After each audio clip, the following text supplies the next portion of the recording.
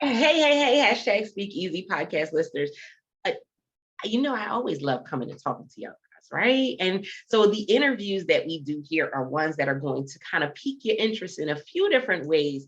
This one is going to be an interesting one because a lot of you guys message me and you talk about, what does it really look like to have a career change? What does it really look like to shift and completely do either a 90-degree angle or sometimes a 180-degree change, in life? And I know that sometimes it becomes almost like the fear is this brick wall in front of you, but it's only a piece of a wall, right? We only see the piece of wall that's in front of us, but that fear keeps us looking at the wall and not looking at what's on the left or the right of us, right? So I'm excited about my guest for today because this conversation is going to be one where you'll get some insight about what that kind of looks like, okay? And what it feels like, and if it's doable. Because that's the big piece, right? Is this really something I can do? I want to say hello to my guest. Hello. Hi. How's everybody? Super excited about this conversation because as someone that made a shift, my shift wasn't like a big jump going from retail management to, being in the coaching industry simply because there were a lot of things that kind of really transferred over. But you made a jump that, not as many things may have transferred over, or there may have been a lot. So with that being said, introduce yourself to the studio audience, and then we'll dive into today's conversation.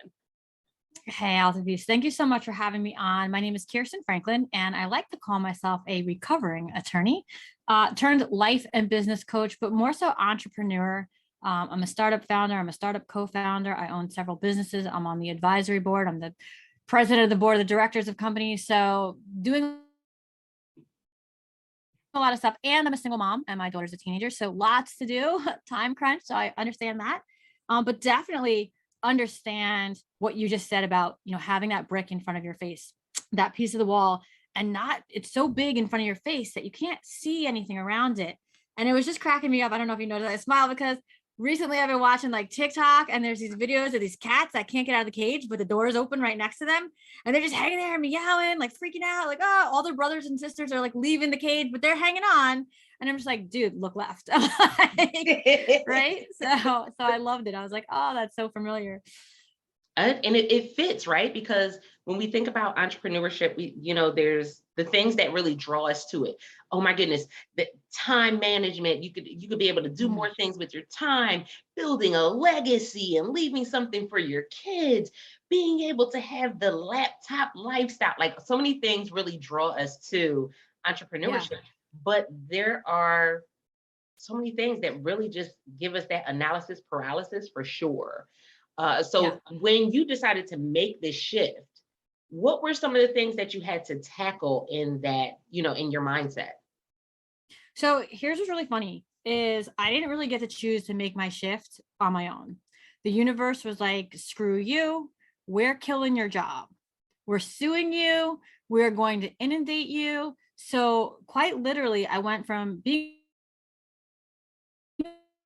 lawyer, hating life. Let me talk about that. So I stopped being a lawyer back in 2005, and I opened up my own title company.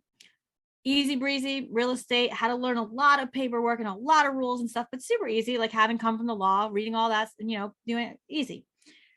It was at a time when it was super easy to have anything in real estate. So being in my 20s, I thought I was the queen of business, running millions of dollars through I was untouchable, right? Going to the lot, buying a new Beamer right there on the spot. Like I thought I was so cool. And then the market crashed. So what do? I do what all people do. They naturally fall on what they've already done. So I went back to the law, hating life, hating the people I worked with, and ultimately turning them into the government and then getting sued by that person for turning them into the government, which I didn't even know you could get sued for. So yes, you can get sued that way, even though it will get dismissed 11 years later. P.S. It will get dismissed. But what happened is I actually became homeless with a brand new infant baby because I was sued. My insurance wasn't covering it. I had to pay out of pocket. And the market in and of itself was just not in which one you could get a job back in 2009, right? So it was like, you remember that, it was, it hit the planet at that point in time. So regardless of the lawsuit, I couldn't even find work even if I tried. So it was a very, very trying time. So that's what I mean when I say the universe really forced it. Like they already told me, you don't want it, don't do it, you hate it. So I tried something else, market crash, all that stuff, tried to go back to the thing I hated. And the universe was like, nah. so I was kind of sort of forced to make up my own world. And luckily I was entrepreneurial to begin with, having started that business. But I worked for somebody else. I ended up becoming a legal recruiter, and I was a single parent. And back then in 2009, 2010, it was very old school. It was still, you have to come to the office, you take this phone at this desk and da da da da. And here I'm missing this marketplace because I only recruited law partners. And the only time they were going to talk to me was between 5 and 7, which I could talk to them at because my daughter was so young, like eating dinner at like 4 o'clock at that point in time. Right.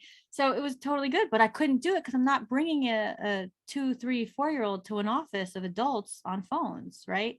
So again, out of kind of necessity, created my own situation. I was arguably the first legal recruiting company to be fully remote back in 2011.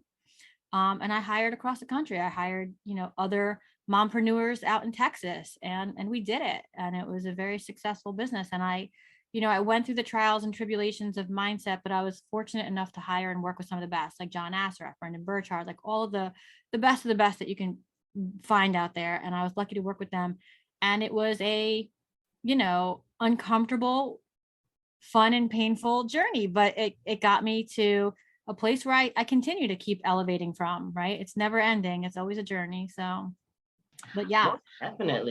Most definitely. I love that part, of course, because it is always a journey. And I'm sitting here and I'm like, oh man, I remember this 2009 was when I had to make a big shift after finding out my girls had been molested, and shifted from Philadelphia to Maryland, and could not find a job to save my life. Not Walmart, not Wawa, not right, nothing. Nothing. And it was like, well, are you applying? No, I'm not applying. No, I'm not. I'm just sitting here doing nothing. Yeah. Right. And literally, and it's interesting because as a parent, especially as a single parent, you already feel the worst. And then people put their other expectations on top of that, and then their judgment on top of that. And it's like, you're kind of carrying this load. And at different points, you're like, okay, well, let me just do this so I can get them off my back. Did you go through any of those moments?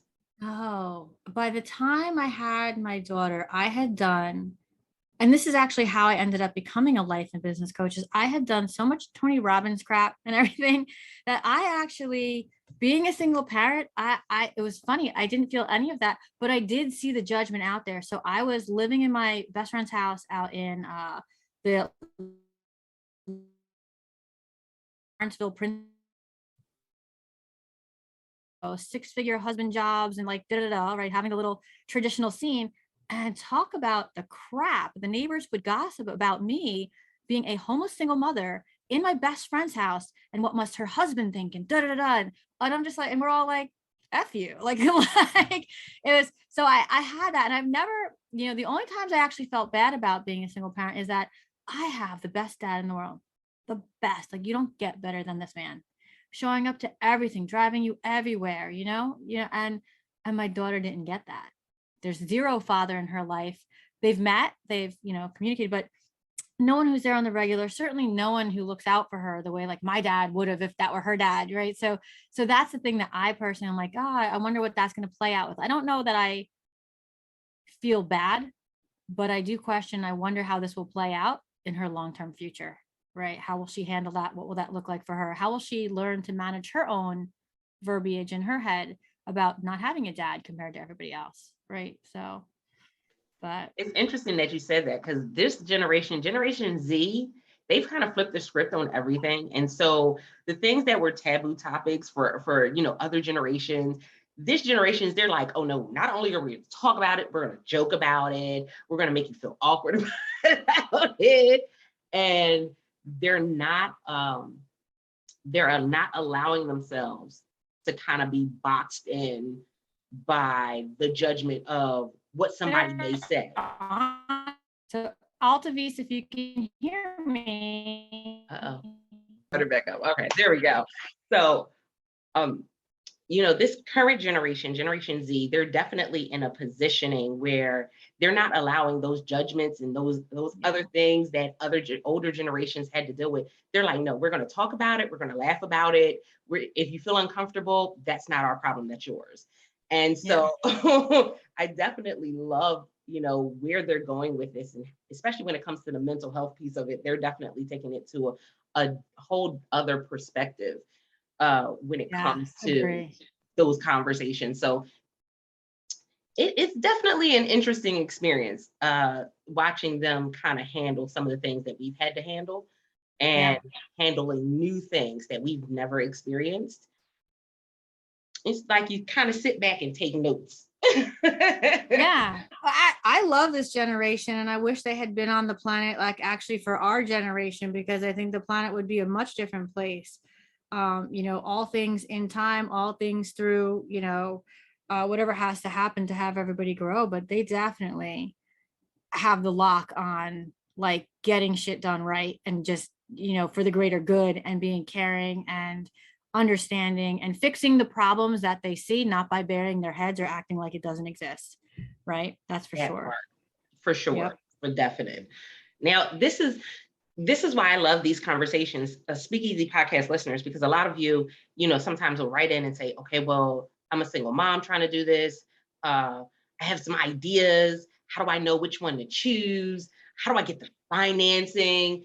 All of those things kind of come up in the conversations that you guys DM me. And I always have to go back and say, well, it starts at your foundation. Yeah. And so with that being said, what would you consider were your foundational pieces to building your business? Mindset. Number one, always. Once you deeply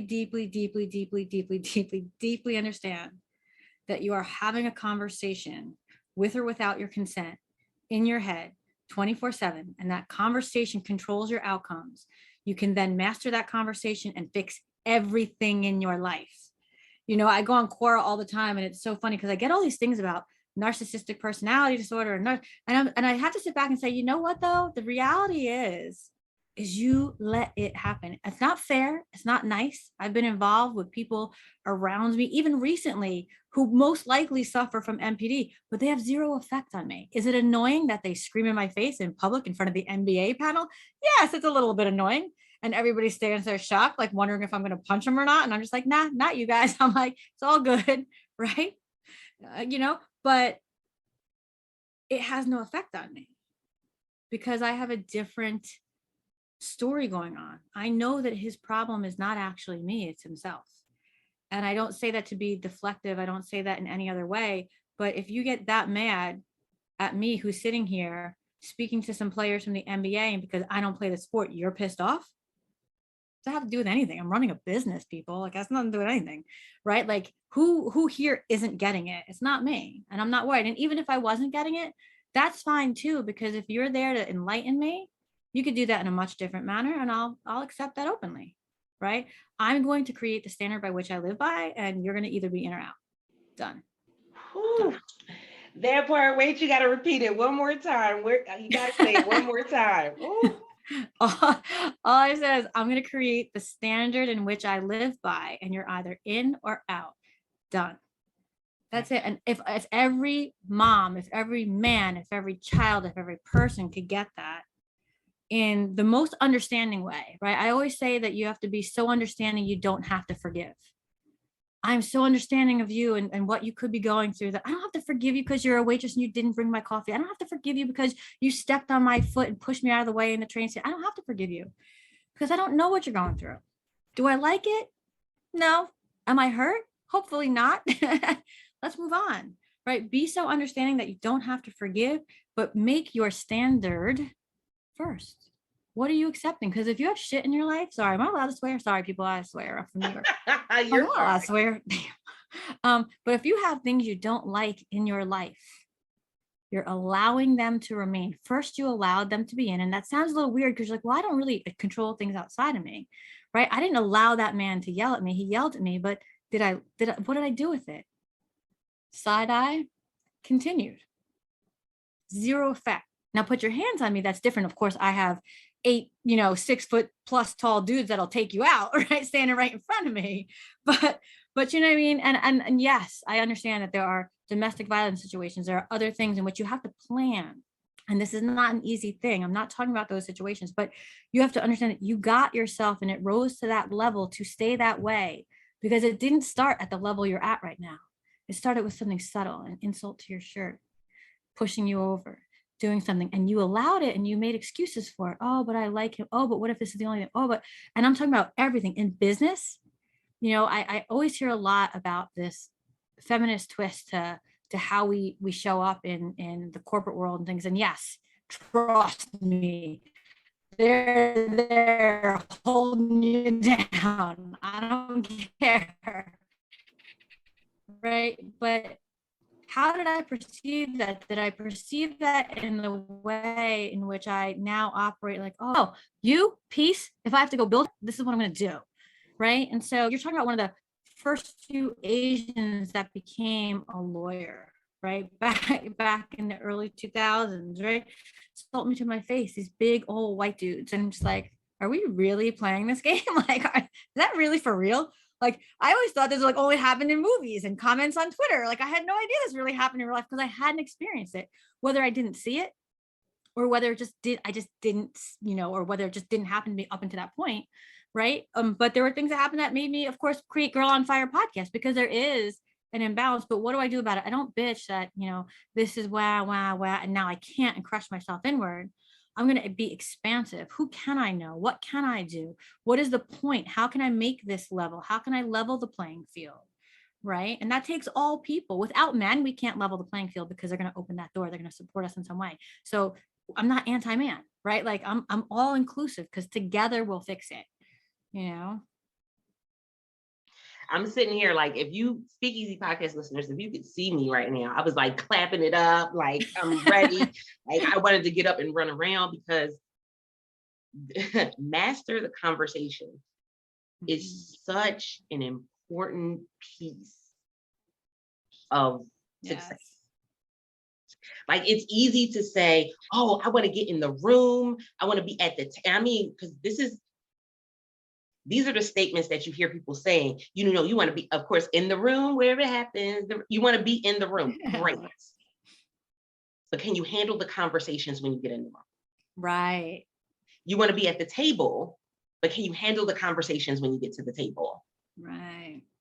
Because you think the conversations go one way when you get to the table, and trust and believe. Never does. Never does. And I've been at physical tables where I've had men shut down a conversation because they didn't like something I said. Yep. Oh yeah. I've been at tables where, because I was an African-American woman, that I was talked over and ignored. And so you have to learn how to master the conversation and not do so where here comes the other narrative, right? We're the angry woman. Right. Right. And so, you have to learn how to manage and master the conversation, because if you don't, it doesn't matter what room you're in. It doesn't matter what table you're seated at. Yeah. You will still not have the opportunity to speak and be heard if you don't master that. Well, and this is such a good thing because you know what? Communication is number one. It is not about what you want to say. It's about how you need to be perceived and heard. And it was so funny because I wrote a book called Becoming Unequitable. And there was a law firm that declined after we had worked through this whole deal for months. Essentially the CEO, the managing partner, who was from the Midwest, declined because I had written this book. And we even offered an alt title to the book, right? Becoming Unshakable, which was printed also. And it was so funny because, I had people comment to me like, oh, you shouldn't change who you are. And I said, I had to have this conversation with myself. is it really that important that I use the word unequitable, or is it not? Is it more important that I reach the people who can't handle that language to teach them how to understand that it's just a word, it's not offensive. Even if you use it in a negative way towards me, guess what? Doesn't that's your effort put behind that, that's your energy, that's your purpose. I don't need to receive that. So the fact that I say unequitable is like a good thing, like no one can F with you, right? You are unequitable. Like, and that is really where I come from when I talk about mindset, because you kind of need that mindset to be in business. I don't care what level. I don't care if you're an employee, right? If the boss is saying something to you, if you're trying to work in a team and it doesn't work out, if all of these things, if you are a manager, if you are a business owner, small business owner, if you're a startup founder, if you're looking for funding and you get, as we women know, get turned down 99% of the time, all because, and studies show, white guy runs the same exact pitch to a bunch of dudes, they say yes. Chick, doesn't matter what color, what nationality, runs the same exact pitch, gets declined.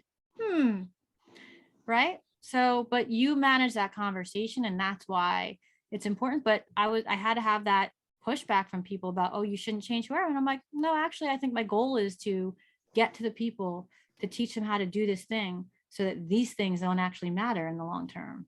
Right? So I'm willing to change that. That was my position anyway. Oh, Speakeasy podcast listeners, I hope y'all are I hope you wrote down notes. Because if not, listen, press pause, go back, rewind, listen to it again. Okay? Because that was a principle that was for business and life. Yeah. Like that is not, that is in the world that we're in right now, no matter what year you're listening to this, in the world that we're in right now, that is a principle for business and for life. And unfortunately, there's so many people that are unhappy with their life because they haven't mastered that point. There are so many businesses that have crumbled and are crumbling, or a half behind businesses. They have holes, in the foundation of their business because they haven't mastered that. And I'm going to go as far as to say that, and y'all listen, y'all know I'm very transparent, but there are a lot of people that even when you attempt to tell them that that's something they need to master, immediately, whatever shame that they have because of something they've dealt with, they build up that, we talked about that wall, they build up that wall, and now all they see is that wall. Yeah. I had this conversation with my daughter because she's 13, she's having some anxiety. I don't have anxiety. I stress, yes. I don't have anxiety. It doesn't manifest in the way that it does for her. And it was interesting because she just cryingly, desperately wanted me to understand her position. And I had to stop her and I had to say, like, I would never understand your position. I've never experienced it. And even if I did, understanding that we build the way that we hear and experience things through our own unique lens from, I say, before we're even born. I said that even if you and I both experience anxiety, while there's similarities that we might experience and we might come together on, I could never understand what you experience because I am not you. And so I appreciate that you're trying to get me to see through your eyes, but with the words that you're using, I will never, and even if I did, it's still not really what you're experiencing because I am not you and I never will be. Right. And it was a really hard conversation to have because I felt so bad. She really wanted me to understand. And not only do I not experience it like at all, like I couldn't understand. So I was like, oh, I felt so horrible. But I was just like, listen, it's not going to happen. Like I can try and you're going to just remain frustrated because I will not ever see through your eyes and experience the physical vibration, the emotional thing, that the thoughts that go through, I won't experience it. Like I won't know. Right. And so, yeah. And that comes to that point where I have to be okay with people not understanding. Yeah. It can only go so far. And even with all the head shaking, like, yeah, we get you. Do you really? No, the truth is actually you get your version that you think I'm talking about. Exactly. Right. And that's okay. If there's enough commonplace in that we can come to the happy end point together, then great. Right. And this is why communication is so difficult. People don't see that. And even when I communicate, screw it up all the time. And I sit back and I watch it. Like I'll sit back and watch the interns go left when I thought I was telling them to go right. Right. And I'm just like, oh, okay, that communication didn't land right. What do I do about that? You know, it's a work in progress. And it's true for your relationships with your children, your significant others, your friends, your family. It is communication. And it's the ego, which we formulate to protect ourselves, that gets in the way a lot, you know? Oh yeah, most definitely. This conversation is always a type of conversation that people are like, okay, that gives me, that gives me some comfort in knowing that, okay, what I'm going through is not like an isolated incident, Yeah. not an isolated thing. So I love your transparency in this conversation, because that is definitely necessary. And even with the coaching and, for life coaching and business coaching, it's like we have to have the honest conversations. Because if we don't have the honest conversations, if we just talk about the glitz and the glam and the laptop lifestyle, and it's not that makes you Instagram. That's what that makes you. Exactly. And we're like that, you cannot live that way. You can enjoy a few successes that way. That's going to cause you depression. Live. That's going to cause you depression. And let me tell you, it's a basic Tony Robbins equation. You are unhappy because what you think your life should look like is not what it looks like. And instead of taking the actions to either create that or change that vision, because where did you even get that vision? Right? Like, where did that come from? Did that come from watching Leave It to Beaver in your single parent household? Right? Like, so you believe that it's supposed to look like this, right? But it doesn't. So now you're unhappy because your current life doesn't look like the Leave It to Beaver life that you think is supposed to be the ideal, because you got it input in you somehow from Leave It to Beaver back in the day, right? And so, and if anybody's listening to this and they're like, what the heck is Leave It to Beaver? Don't worry, it's old people talk. Okay, don't just Google that. Right? Look, you could say all these different shows and they'd be like, right? Just Google it, people, just Google it. Sorry. I'm like, it's all right, just Google it, but you get these images and ideas of what quote unquote perfection is that we're striving for, and that's what, coming back to this, that laptop lifestyle, that I'm going to sit on the beach and push a button and make $1 million. Yeah, but guess what? It takes work to get to that place. Yeah. And by the time you've done all that work to get that place, you're not likely wanting to even sit in that lawn chair on the beach, because you're loving life so much and what you do and how you create that you can't stop, right? Like, you can't stop. And so, it's about living the life you don't need to take a vacation from. Okay. That's what you need to learn how to build.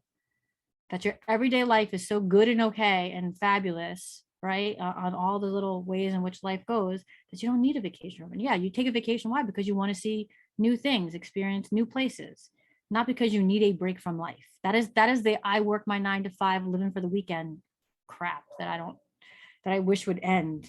I wish schools would end it. I wish all of society would just end it. I'm like, God.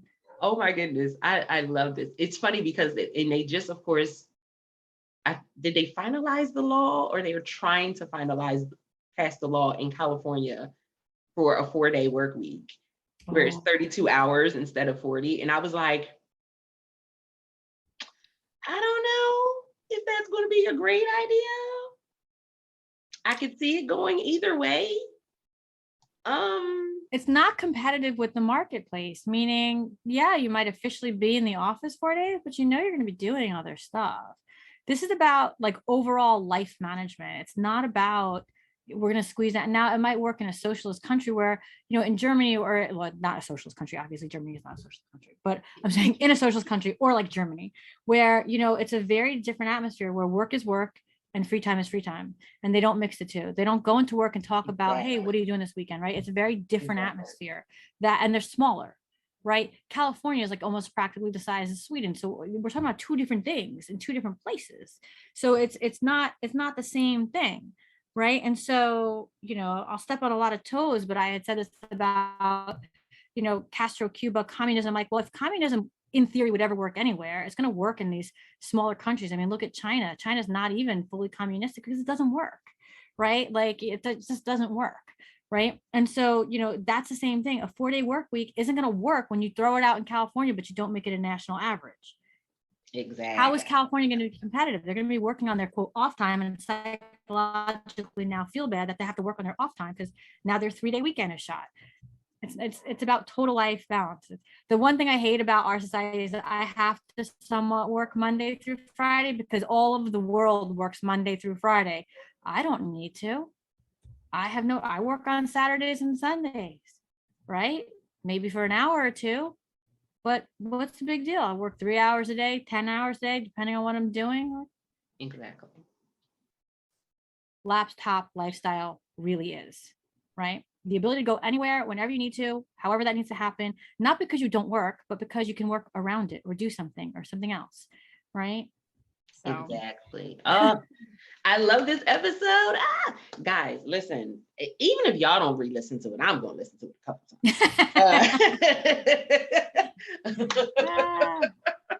times. Kirsten, let the studio audience know how they can reach out to you and listen, get a copy of the book, find you online. If they're just like, I need to find out more, how can they get in contact with you? Yeah, so you can find me on LinkedIn, just Kirsten Franklin. You'll see me there. I'm like the only Asian Kirsten Franklin on the planet, because that was fun growing up. You can find me on Facebook again, just Kirsten Franklin. You'll see somebody in a red dress or in a business suit. I do have 2 accounts. And then if you want to find the book, you can find it on Amazon. So most definitely. Speakeasy Podcast listeners, you know, this is all about you elevating in life and in business. And I know that the goal is always going to be take at least one thing that you heard from this episode, implement it, add it to your life, add it to your heart, put it on a note card and put it on your computer, write it in lipstick on your mirror, whatever it is that you need to do. But it's all about change. And I know that's one of the things that we kind of fear, but change allows us to have access to the things that we need. Now, we're not talking about putting on a mask. We're talking about actually changing in some ways that are going to, stabilize that foundation so we can build upon it. So that's what we're talking about, guys, in each and every episode. And I want to keep hearing from you guys. Message me on Instagram at Altavis Unmuted. Let me know how this episode resonated with you. Leave a review on your favorite podcasting platform, that part. And until next time, guys, don't forget to press it out. See ya.